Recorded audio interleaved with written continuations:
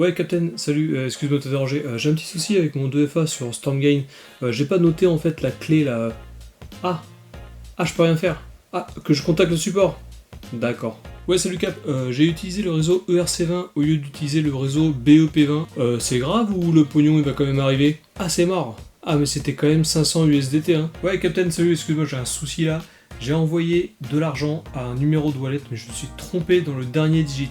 Est-ce que tu penses que je peux récupérer quand même le pognon et pour le renvoyer sur le bon wallet? Salut tout le monde et bienvenue dans cette nouvelle vidéo, je suis le Captain et aujourd'hui comme tu l'as compris on va parler sécurité, 2FA, mot de passe, etc.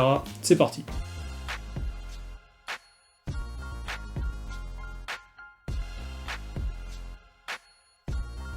Avant de commencer, je voulais juste vous remercier tous parce qu'on est plus de 2000 abonnés maintenant, on a passé la barre des 2000 abonnés pendant les vacances. Et oui, parce que je reviens tout juste de vacances, j'ai passé un mois à recharger les batteries. Donc là, je suis opérationnel pour la fin 2021 et pour 2022. Je vais pouvoir enchaîner une vidéo par semaine comme avant mes vacances. Si jamais t'es nouveau sur cette chaîne, je t'invite à t'abonner, à cliquer sur la cloche et à mettre un pouce si jamais la vidéo te plaît. Moi, ça m'aide à être référencé et toi, ça te coûte rien, t'as juste à cliquer sur le pouce. Et si tu cliques sur la cloche, tu vas pouvoir être alerté de toutes mes prochaines vidéos. Donc comme je te disais, dans cette vidéo, on va parler sécurité, j'en parle énormément sur mon groupe Telegram et j'en parle beaucoup aussi sur YouTube. Je suis très porté sur la sécurité car j'ai fait beaucoup d'erreurs en envoyant des liquidités sur des wallets qui n'existaient pas ou alors en me trompant de réseau, enfin toutes ces choses-là. Du coup, il y a quelques années, j'ai pris la décision de ne plus jamais négliger la sécurité et je t'invite à faire de même, j'invite tout le monde à faire la même chose. C'est vraiment très important puisque dans le monde de l'investissement et surtout dans le monde des crypto-monnaies, il est vraiment impératif de garder un œil aguerri sur la sécurité. Alors du coup, dans cette vidéo, on va voir les 6 choses qu'il faut vraiment faire à chaque fois que tu crées un nouveau compte ou que tu envoies de la liquidité quelque part. En gros, les 6 choses qu'il ne faut jamais oublier pour sécuriser au maximum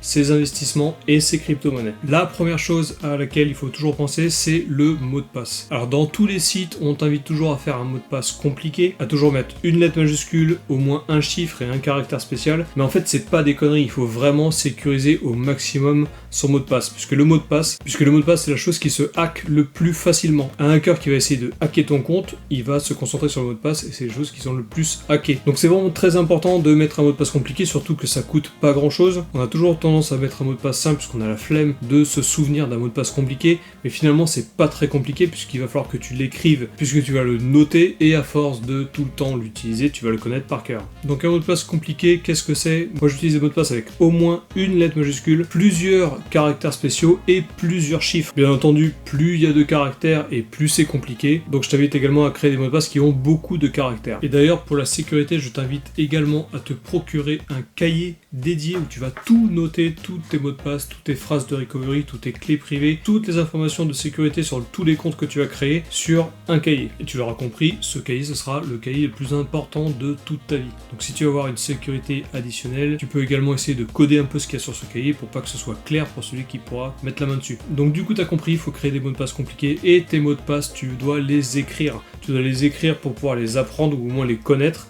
et les retrouver si jamais tu t'en souviens pas. La deuxième chose qui est super importante pour la sécurité, c'est le 2FA. Le 2FA, c'est le Two Factor Authentication. Ça te permet d'avoir en plus de ton mot de passe une deuxième vérification. La plupart du temps, c'est un nombre à 6 chiffres qui va se générer automatiquement au bout d'un certain temps. Tu as d'ailleurs sur ton téléphone l'application Google Authenticator qui te permet de tout centraliser aussi. Donc voilà à quoi ça ressemble, hein. Tu as un code à 6 chiffres qui va se réinitialiser au bout d'un certain temps. Donc ce 2FA, tu dois le mettre en route pour chacun des comptes que tu vas créer.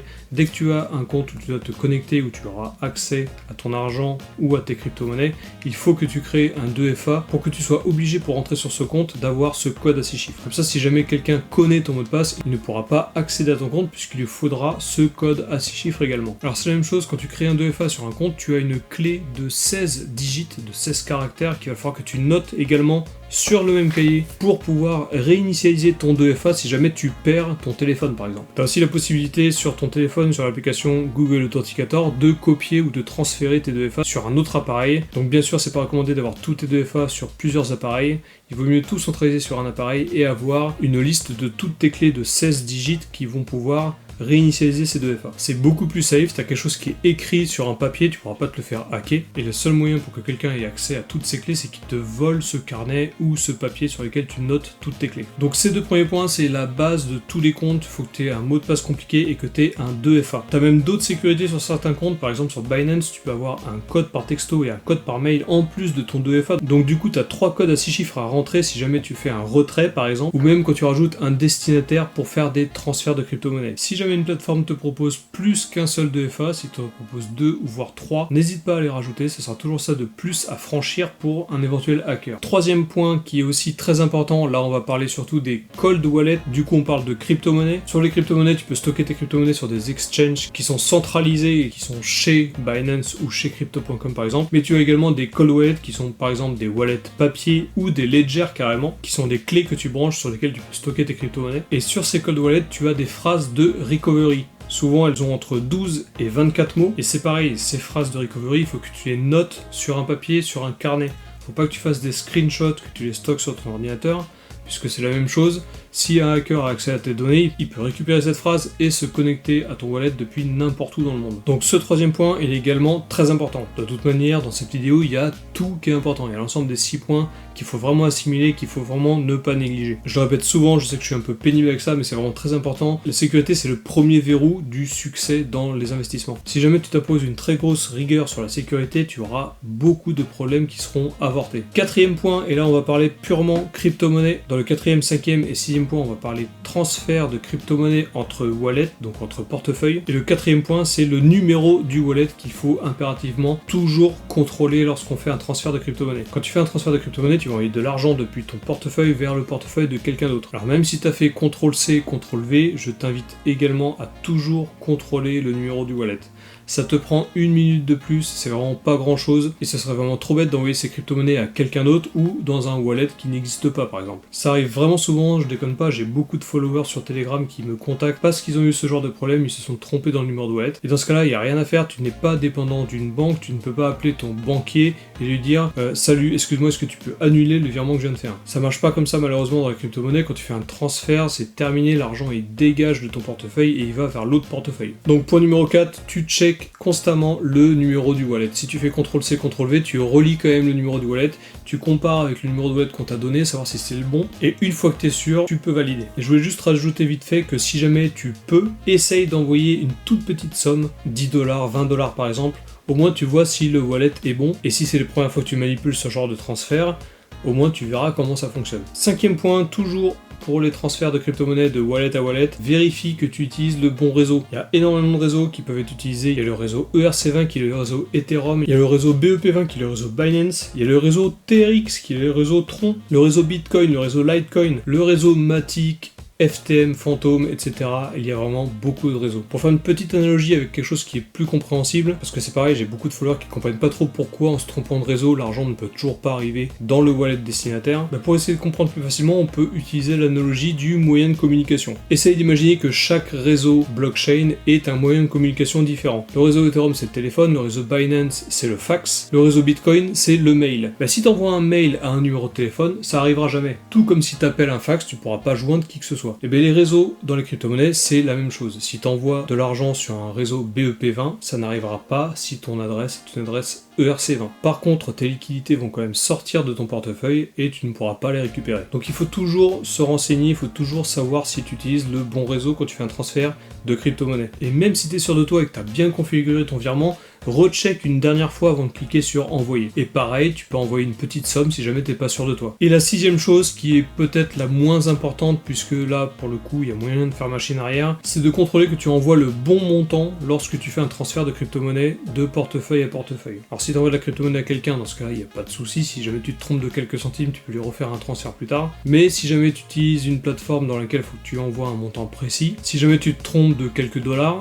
il est possible que la plateforme te demande des frais additionnels pour pouvoir corriger le problème. Donc là, il n'y a pas vraiment mort d'homme puisque tu peux envoyer la différence et dans ce cas-là, tu repéreras uniquement les frais blockchain en plus. Et voilà, si on peut éviter d'envoyer des frais qui ne servent à rien, autant faire attention dès le départ. Alors pourquoi ce 6ème point fait partie de ma liste? Puisque c'est vraiment un détail, on va dire, normalement le montant, on se trompe pas beaucoup, mais sur les crypto-monnaies, c'est pas si évident que ça, puisque quand tu fais un transfert, souvent les frais ne sont pas inclus dans le montant que tu mets. Donc fais vraiment attention au montant que tu envoies, ça coûte rien, fais un petit contrôle additionnel, t'en as pour 5 secondes, et au moins t'es sûr que la somme exacte arrivera au destinataire. Voilà, c'est tout pour cette vidéo, j'espère qu'elle t'a plu, je voulais vraiment faire un point sur la sécurité, puisque ça arrive souvent, j'ai beaucoup de followers, comme je te dis, qui me contactent directement en privé sur Telegram et qui me demandent comment on peut réinitialiser un 2FA, comment on peut récupérer de l'argent qu'on a envoyé sur un mauvais réseau. Ça permet de faire un point très clair sur ce que moi je prends comme précaution à chaque fois que je fais un transfert, à chaque fois que je crée un compte, à chaque fois que j'ai envie de mettre mon argent en sécurité. Voilà, c'est ce que j'ai appris de toutes ces années, la sécurité c'est vraiment primordial. C'est pénible, c'est laborieux, ça prend du temps, mais c'est vraiment indispensable. On n'est pas dans le meilleur des mondes, le hacking ça existe, donc vaut mieux mettre toutes les chances de notre côté afin de pouvoir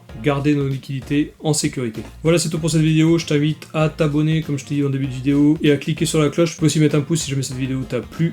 Moi ça m'aide d'être référencé, toi ça te coûte rien, t'as juste à cliquer sur le pouce. Si jamais ça t'a pas plu, ça peut arriver, tu peux mettre un pouce en bas. Et je t'invite également à me rejoindre sur mon groupe Telegram, je le mets dans la description. J'y partage tous mes investissements, tous mes résultats. On est une communauté de plus de 400 personnes, il y a beaucoup d'entraide. Et justement on parle beaucoup de sécurité également, si jamais c'est un sujet qui t'intéresse. J'espère que t'as passé de bonnes vacances ou que tu vas passer des bonnes vacances. Et sur ce, je te dis à la prochaine.